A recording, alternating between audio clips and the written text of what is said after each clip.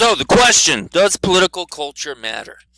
So we understand this idea of what political culture is, and does it matter? Does it matter whether or not we have this idea that we should have liberty, that we should have civic duty, that we should step down after losing elections? Does any of this matter? Or if we didn't have those things, would life just go on as normal and we'd be the same old country they are?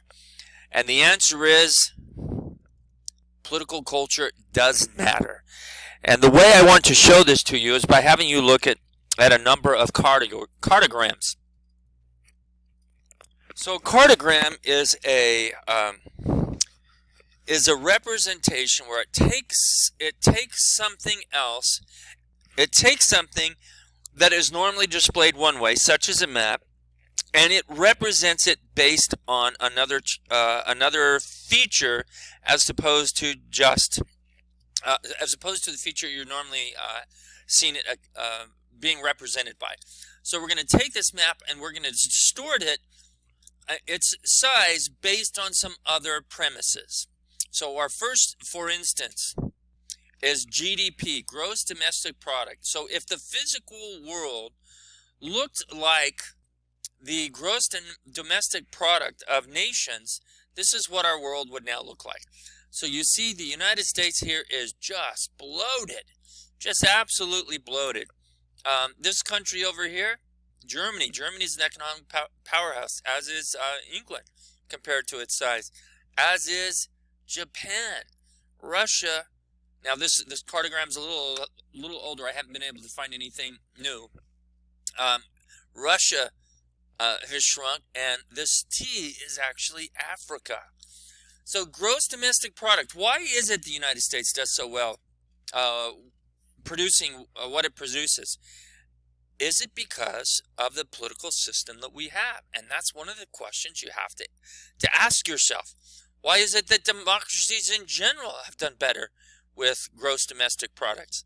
Is it something about the political culture of democracies? All right. So moving to the next one, oil consumption. Well, you see here that United States and Japan and Germany, they're still consuming a lot of oil, but Africa has increased in size. Russia has increased in size. What does this mean? It means that despite their gross domestic product, they still need a certain amount of oil, and that oil is costing them a greater share of their income because they just don't make as much money, suggesting again that political culture matters. Greenhouse gas emissions. Same kind of idea. Despite the fact that the United States is producing greenhouse emissions, look at these poor third world countries. They are really now producing a lot of greenhouse gas emissions because that's the only way they have to survive.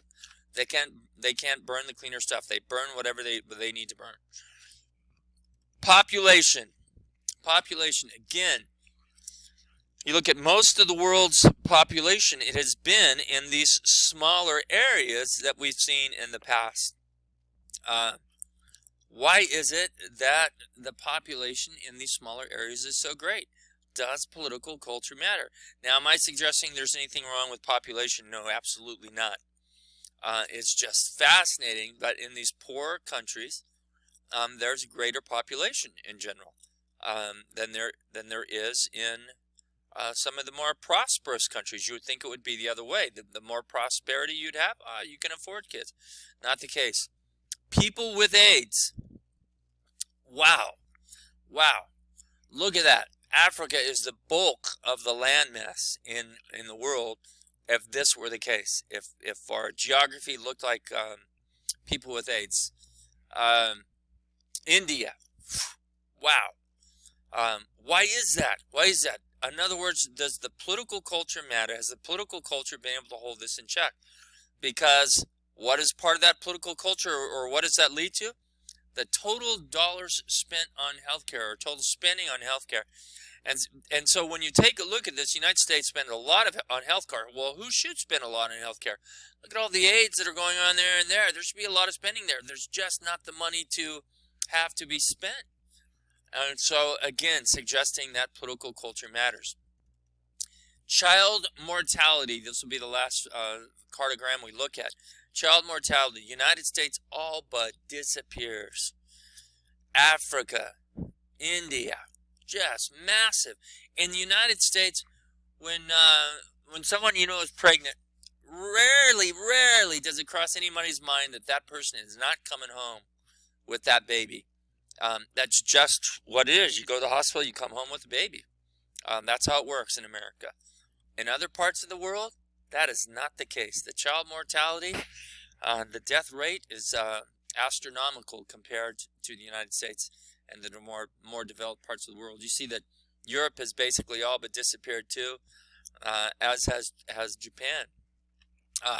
So what am I going to want you to know from all these cartograms? I'm going to want you to understand that idea. I'm going to have one of these on the test, and basically the question is going to be, does political culture matter?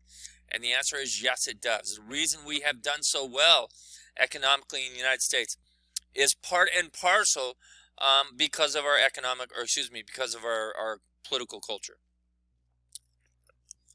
Whoop, I jumped too far. Let me go back. Okay. Cultural conflict is different than other political conflicts in the United States. Now, just because we have an American political culture does not mean we see eye to eye on every issue. Does not mean that at all.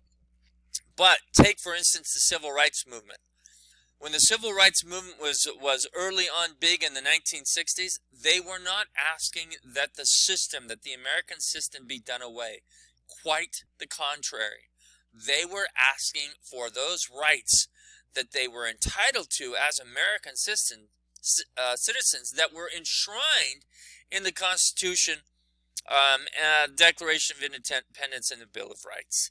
They simply wanted those rights that were theirs by birth, because they were human beings in our system.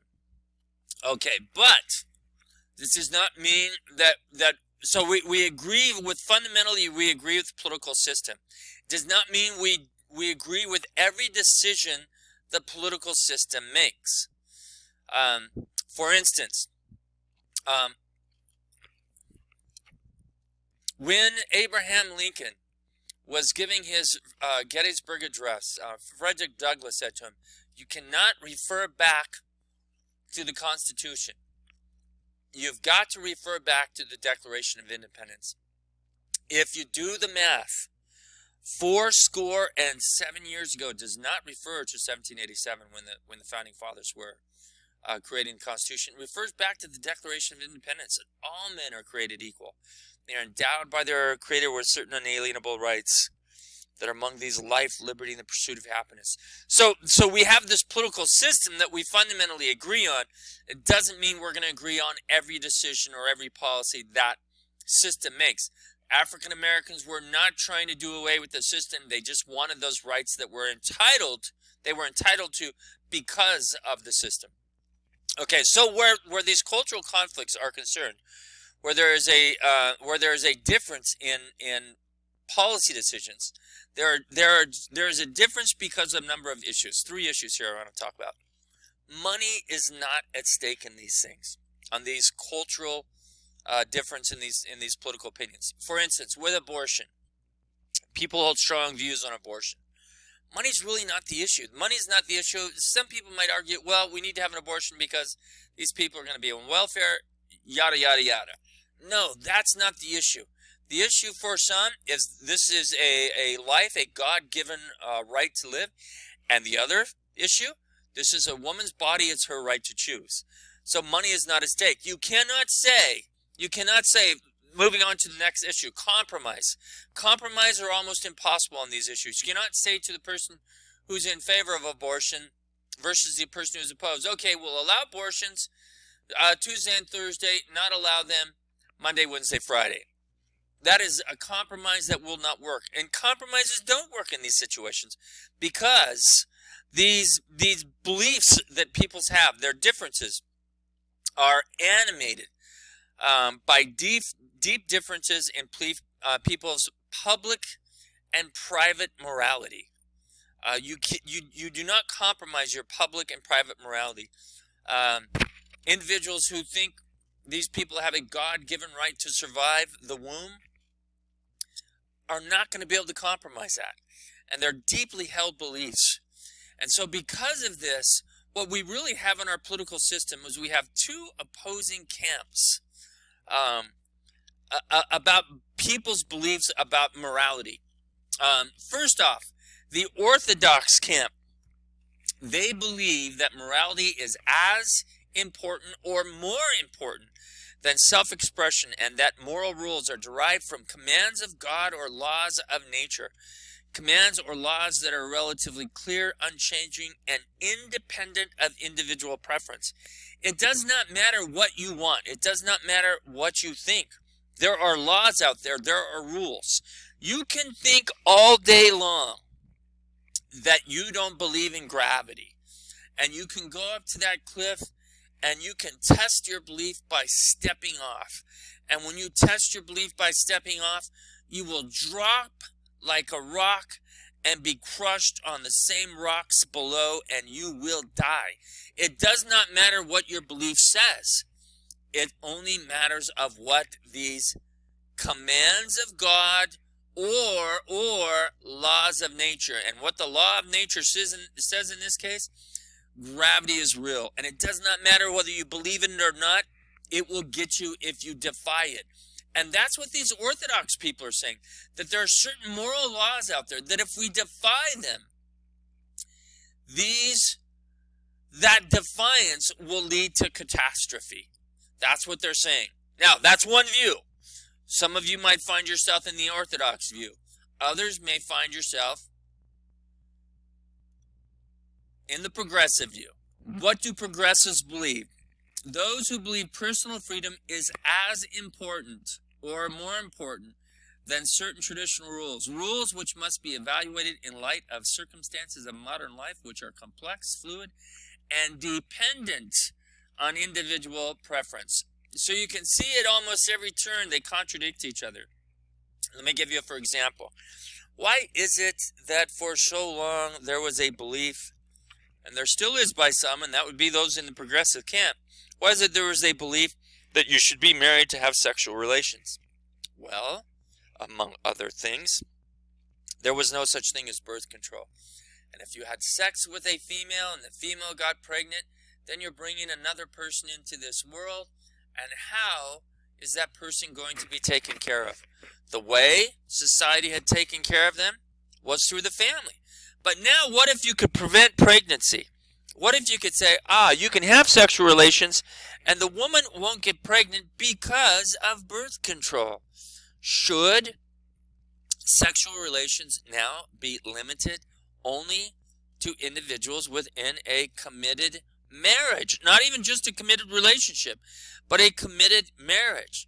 And the progressives say no, because this new technology suggests that you don't have to get pregnant by having sex. And therefore, you can try each other out and decide if you guys are good together and if it fits. That's what the progressives say. That these circumstances of modern life make it so we have individual preference. We have been able to overcome, as it were, some of the laws of nature. Now, some of you might find, I like the progressive. It'll be interesting to see what time does to these two schools. What time does to prove which is right, if any is right, or if it's a combination of the two. I, of course, have my own view, which I'm sure will come out sooner or later based on the discussions that we have. Time with 15-minute limit. So in our next video, we'll talk about this idea, evidence of shared values with our American political culture.